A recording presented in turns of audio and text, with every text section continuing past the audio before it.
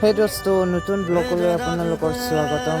এবাৰ আহিছোঁ প্ৰেছাৰ কুকাৰলৈ, তো আনবক্সিং কৰি আছোঁ, আপোনালোকে চাই থাকক।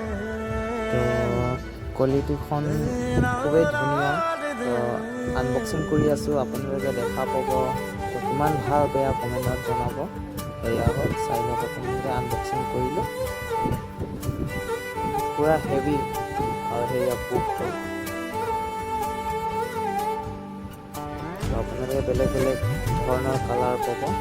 তো এতিয়া মই চেক কৰিম ভালনে বেয়া, তো মুখলৈ হাৱা দিম ধুনীয়াকৈ। বস্তুটো ঠিকে চলিছে, এতিয়া ঢাকন লগাম।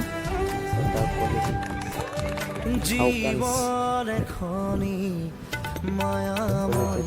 বহুত মানে আজিকালি মানে